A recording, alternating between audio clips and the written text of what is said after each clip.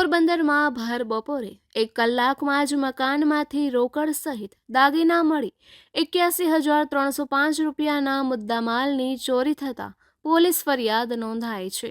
પોલીસે શકમંદની અટકાયત કરી પૂછપરછ હાથ ધરી છે।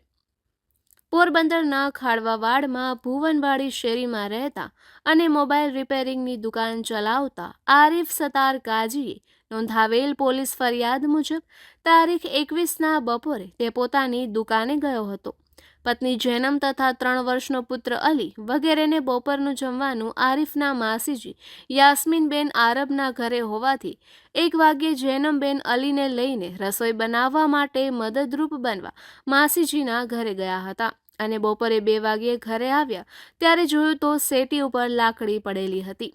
તેથી અજુગતું બન્યાની શંકા જતા પતિ આરિફને જાણ કરતા આરિફ તાત્કાલિક ઘરે આવી પહોંચ્યો હતો અને કબાટ ખોલીને તપાસ કરતા લોકરનું તાળું તૂટેલું હતું અને લોકરમાં રાખેલા રોકડ તથા ચાંદીની 3 વીંટી, 2 કડા, 2 પોછી, 3 એરબડ્સ, 1 નેકબંધ તથા સિમ કાર્ડ વગરનો 4,500 રૂપિયાનો મોબાઈલ પણ ચોરાઈ ગયા હતા, જેથી રોકડ સહિત 81,305નો મુદ્દામાલ ચોરી થયાનું સામે આવતા પોલીસ ફરિયાદ કરી છે અને પોલીસે તપાસ કરતા ચોરે ઘરના પાછળના દરવાજાની જાળી ખોલીને ઘરમાં પ્રવેશ કરી લાકડાનો કબાટ ખોલી તેનું લોકરનું તારું તોડી ચોરી કર્યાનું બહાર આવ્યું હતું।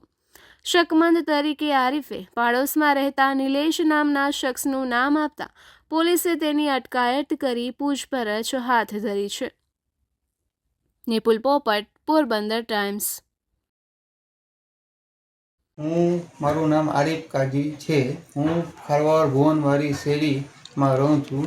રવિવાર 21 તારીખે મારા ઘરે બપોરે 1:30 થી 2 દરમિયાન ચોરી થયેલ હતી। એ દરમિયાન મેં પોલીસને 112 નંબર ઉપર જાણ કરેલ।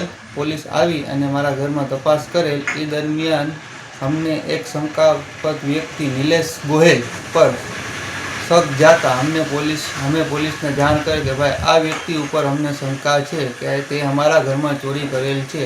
પોલીસે તેની ગણતરીની કલાકમાં ધરપકડ કરેલ અને તેને પોલીસ સ્ટેશને લઈ જતા હવે આગળની કાર્યવાહી ચાલુ છે।